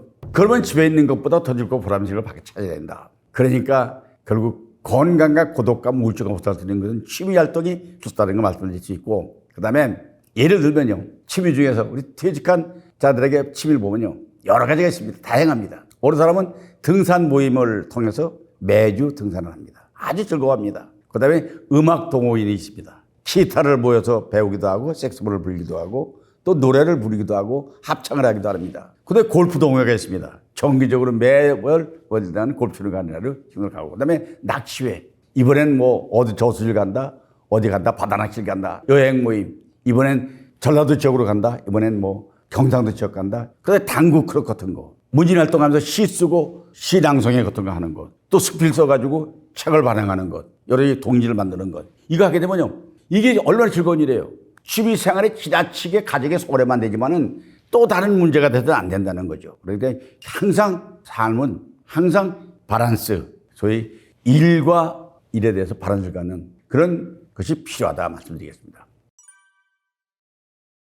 꿈을 멈추면 인생도 끝난다. 꿈을 가지는 게 중요하다. 이건 제가 평소의 소신입니다. 육체적으로 잠을 자면요, 일어나는 모든 일 중에 하나는 꿈에 눈에 영상도 보이고 소리도 들리고 생각도 나고 감정도 꿈에 나타납니다. 이것은 삶의 또 하나의 삶의 일환입니다. 꿈은 그런 겁니다. 그런데 우리가 꿈이라고 말하면 그런 꿈보다도 희망사항이 비전이 꿈입니다. 되고 싶은 건 이루고 싶은 것이 꿈입니다. 얻고자 하는 직업이 꿈입니다. 삶의 목표를 정하는 것이 꿈입니다. 그러니까 꿈은 삶의 원동력이자 희망의 근원입니다. 움직이게 하고 열정이 생기고 생활에 본분이 생기는 것. 그러니까 꿈을 꾸고 생각하고 노력하지 않으면 아무 일도 일어나지 않는다 하는 것은, 사람의 활력을 집어넣기 위해서는 동기부여가 되는 것은 꿈을 가질 때 그게 다 이루어지기 때문에, 꿈이 없다면 그냥 죽을 날만 기다리고 앉았다 집에서. 난 낮잠만 자고 TV 보고 뭐 있다. 집에서 소파에 누워 있는 시간이 길어지면 그 사람의 삶은 생활 질이 엄청 떨어진다 하는 것을 명심하기 바랍니다. 미국에서 꿈 가진 사람 중 하나는 록펠러라는 사람입니다. 이 사람은 정유회사에서 거의 90번을 점유해가지고 32세에 백만장자가 됐습니다. 43세에 최대 부자가 됐습니다. 53살에 최대 갑부가 됐습니다. 그런데 55살에 불치병에 걸려가지고 시한부 일생 1년만 살 수 있다는 판정을 받았습니다. 그때 병원에 갔는데 마침 병원 그 입구에서 보니까 이런 글이 있습니다. 주는 것이 받는 것보다 복이 있다. 성경 구절입니다. 이걸 봤습니다. 그때 보니까 카운터에 입원비를 못 내가지고 수속을 돈을 못 내가지고 입원이 안 된다고 해서 막 울부짖는 여인을 발견했습니다. 그 록펠러가 그 주는 것이 받는 것보다 복이 있다. 그 절이 생각나고 해서 비서 보고 저 노인의 저 여인의 입원비를 우리가 줘라. 근데 모르게 해줘라. 이래서 기부를 했습니다. 그런데 우연히지만 그 입원해서 그 완성을 했습니다. 병이 완치됐습니다. 그때 기쁨이 너무 록펠러는 추격제 받는 겁니다. 그다음부터 록펠러는 소위 기부 사업을 하기 시작해가지고 시카고 대학을 설립하고 많은 기부를 해서 미국의 가장 유명한 인사가 됐습니다. 1년밖에 살지 못했다는 55세의 시한 반장이 97세까지 샀습니다. 자산 300억 달러, 약 35조 원을 만들었고 아들이 부통령이 되는 록펠러 가문을 형성한 것이 그 양반의 그 작은 꿈에서 비롯됐다. 그런데 강철한 카네기입니다. 미국에는 카네기홀이라고 있습니다. 카네기홀에서 공연은 모든 사람들의 로망이고, 그다음에 카네기 도서관이 도처에 있습니다. 카네기 재단이요, 사회공헌 활동에서 미국의 가장 꿈을 이룬 사람 중에 하나로 받는 것이 카네기입니다. 그 다음에 여러분 커넬 선셋이라는 사람을 다 아시겠지만 KFC라는 치킨집이 있습니다. 지금도 한국도 보면 노인네가, 허연 노인네가 수염 노인네가 서 있는 모습이 있지 않습니까? 그 사람이 65세까지 사업을 실패해가지고 사업 제안을 해가지고 1008번을 제안서를 냈답니다. 근데 다 빠꾸당했어. 근데 65세 한 사람이 투자하겠다고 해가지고 그게 오늘날 소위 말하면 KFC를 만든 기록이 된 것이 65세의 꿈을 이룬 것입니다. 그 다음에 일본에는요, 시바다 도요라는 분이 있습니다. 92세 때 시를 처음에 배워가지고요, 98세 때 시집을 냈는데 그 시집이 약해지지 마라는 것입니다. 근데 시집은 180만 부를 팔았습니다. 책이 100만 부가 넘으면 빌딩 사고 남습니다. 98세의 시집이 약해지지 마. 시바다 도요입니다. 그런데 사실 인생은 장유전이다. 걔 노년을 두각을 타는 사람들을 보면요, 인생의 약점은 뭐냐면 쉽게 사는 겁니다. 쉽게 살려면 방법 딱 간단합니다. 남들을 사는 걸 모방하면 됩니다. 남들이 하는 걸 벤치마킹하면 됩니다. 꿈을 꾸면서 희망을 품고 현역으로 살아가는데 노익장이 돼가지고 액티브 시니어들 분야물이 많이 있습니다. 실명을 내서 면회한다고는 김영석 교수는 모든 이의 로망입니다. 104살이잖아요. 1920년생이잖아요. 지금도 활동을 하면서 강연을 저녁에도 강의하고 아침에도 강연하고 글도 쓰고 걸럼도 씁니다. 이 양반이 대통령에게 조언도 합니다. 이길려라는 가천대 총장은 지금 그 양반이 1930년생이니까 우리 나이로 90세입니다. 현역으로 지금 활동하면서 요새도 하고 있습니다. 신영균 배우라는 분이 있습니다. 이분은요, 지금 96세거든요. 근데 이분이 500억을 기부했잖아요. 또 100억 기부했잖아요. 남재산 모두가 지금 하나도 배우지만은 스캔들 하나 없이 깨끗하게 멋지게 사는 심영균 씨. 또 하나가 이시영 박사. 그냥 34년생이 94입니다. 94인데 지금 이시영 박사 요새도 유튜브도 많이 하고 글도 많이 쓰고 하잖아요. 이순재 탤런트. 소위 말하면 사랑이 뭐길래 나온 그 이순재. 그 양반이 올해 89세입니다. 35년생이니까. 근데 아직도 현역으로 활동했는데 저도 80세가 넘었잖아요. 지금 이렇게 유튜브도 하고 있는 거죠. 나보다 더 많은 사람이 유튜브 하는 사람은 별로 못 본 것 같아요. 이렇게 할 수 있잖아요. 또 앞으로 또 할 것이고. 그다음에 사실 인간은 서두르지 말고 또 목도 고라 그러는 거죠. 조금 앞서 있다고 의식되는 것, 조금 뒤에 있다고 좌절하는 것, 이것도 밥입니다. 우리가 중년에 들어서도 얼마나 인간관계를 유지하는 방법이 있느냐. 이게 문제죠. 근데 나이가 들수록 몸놀림이 둔해집니다. 저도 그렇습니다. 생각도 귀찮은 게 많습니다. 그래서 멍 때리기 할 때가 많습니다. 이게 익숙할 수 있습니다. 그리고 말하면 이 나이에 내가 하랴. 오늘 유명한 코미디언의 유행어입니다. 이 나이에 내가 하랴. 근데요, 주변에서 일을 해도 익숙하지 않고 말도 어눌해지지만은 행동도 느려지만은 사실 무능한 인간이 되는 건 자연스러운 현상입니다. 그러나 저도 그럽니다. 저도 말을 할 때 지금 하고 있잖아요. 80 넘었는데도 말을 하기 위해서 말 연습을 합니다. 그 훈련을 해봅니다. 그럼 늘 생각하고 사색하고 명상하고 하는 거. 그래서 사실 경제활동 하는 것 이것도 사실 오늘 제가 하는 거 이거 좀 출연료 좀 줄 거죠? 사실 경제활동이잖아요. 뭐 액수가 많든 적든 간에 지금 이 나이에 나를 이용해가지고 나에게 일했다고 고맙다고 돈을 준다고 하는 건 노인이 길거리에서 박스 하나 주워가지고 좋아하는 순간 똑같은 심정이거든요. 사실 경제활동 할 수 있는 게 좋은 거 활동해 주겠다. 근데 장수하려면 많이 먹어야 된다. 장수하려면. 뭘 먹어야 되느냐. 음식을 많이 먹으면 안 됩니다. 뭘 먹어야 되나. 나이를 많이 먹어야 됩니다. 그럼 장수하는 겁니다. 근데 사실 죽지 않으려면 계속 숨만 쉬면 됩니다. 숨 쉬면 안 죽거잖아요. 근데 사실은 나이가 들수록 한 발자국씩 한 발자국 조금 더 하는 심적으로 멈추지 말고 계속 앞으로 나가는 게 중요하다고 말씀드리겠습니다. 자, 그러면 인간관계는요, 다른 거 없습니다. 적정 의사소통을 해야 할 때 남의 얘기를 경청하는 것입니다. 끝날 때까지 들어주는 것입니다. 그리고 명확하게 표현하는 것입니다. 좋다, 나쁘다. 이게 인간관계의 기본입니다. 두 번째는 공통 관심사를 가져야 됩니다. 맞을 때 상대방하고 전혀 동떨어지는 게 아니라 만나면 그 사람과 공통 관심사를 찾아가지고 야, 오늘 점심을 뭘 먹을까? 오늘 짜장면이 좋을까? 우동이 좋을까? 아니면 이게 공통 관심사. 아니면 산에 갈 때 어디가 좋으냐? 관악산이 좋으냐?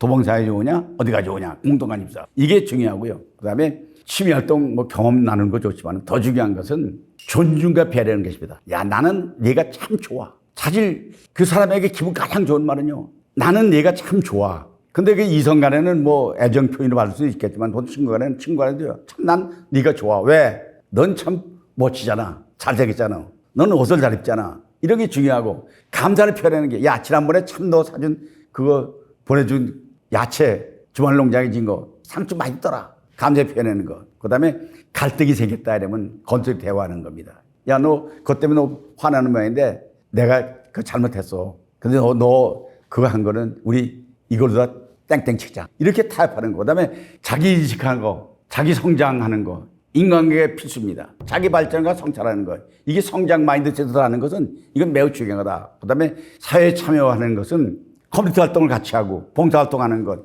이 세상에 가장 아름다운 것이 봉사라잖아요. 봉사활동을 하잖아요. 그 다음에 이제 시간과 에너지의 투자는 사람은 주기적으로 만나는 게 좋습니다. 우리 매주 금요일 날은 점심 같이 먹는 날. 우리는 어디 같이 가는 날. 에너지와 정성을 쏟으면 좋고. 그 다음에 우리가 그 인간관계 유지하려면요. 신정성과 꾸준한 노력으로 지속적인 발전이 가능하다. 말씀드릴 수 있겠습니다.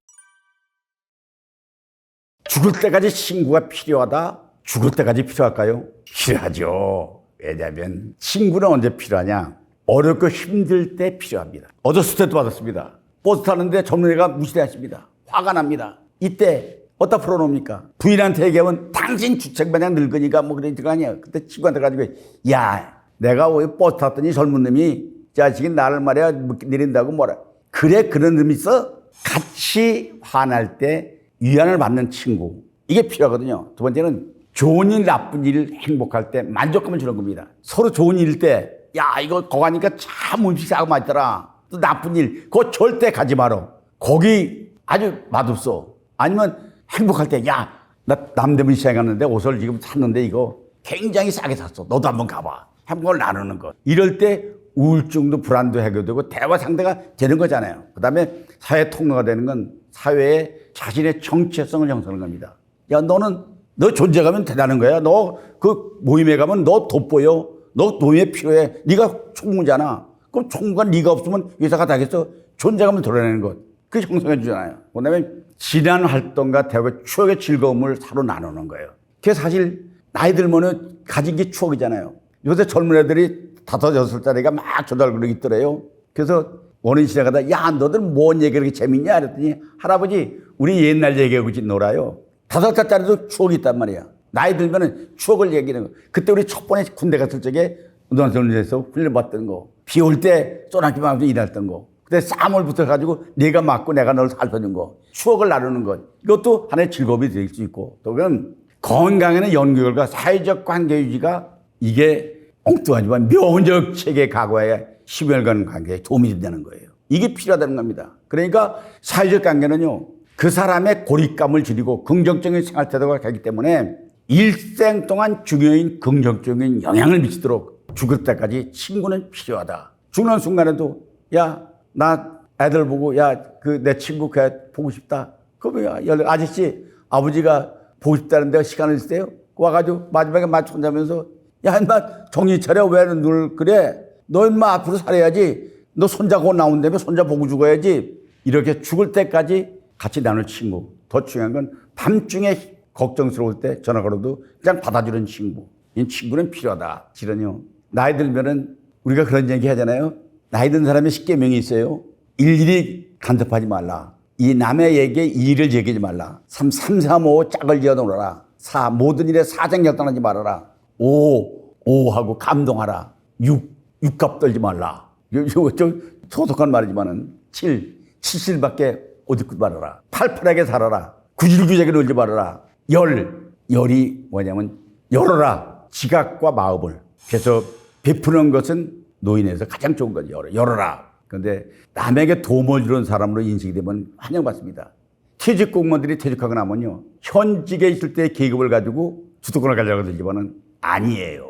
퇴직한 사람들 만나면요. 그날 밥값 난 사람이 주도권을 갖습니다. 계급이 넣었든 간에 밥값 만나서면 그 사람이 말하면 그 사람이 주도권을 갖는 겁니다. 그래서 밥값 내는 게 호구가 아니라 가치다. 이유는 간단하다. 모든 인간관계는 균형이 중요한 겁니다. 선의의 베풀기가 스트레스가 되고 베풀 때 상대가 감사하지 않고 당연시하면 멈춰야 됩니다. 이런 건 하면 안 됩니다. 베풀어주면 감사하게 느끼고 또 내가 이렇게 하게 되면 당연시하는 게 아니라 참 어려운 일 했다고 칭찬받는 거. 그러니까 일방적이거나 오래 지속하려면 신구에 하는 상호 이득이 되는 걸로 가야 된다. 그러니까 주종 관계로 하는 경우도 있죠. 예를 들면 그 사람이 비서였다. 그러면 늘 가서 옛날 비서처럼 가서 늙은 노인들에게 해주는 사람도 있습니다. 그런 건 보통 경우는 형평에 벗어나지 않고 균형 감각을 유지하는 이런 것이 매우 필요하다 말씀드리겠습니다. 자, 그러면 결론을 말씀드리면 건강에 사는 건 100세 시대라고 하잖아요. 그런데 100세 시대가 건강해야지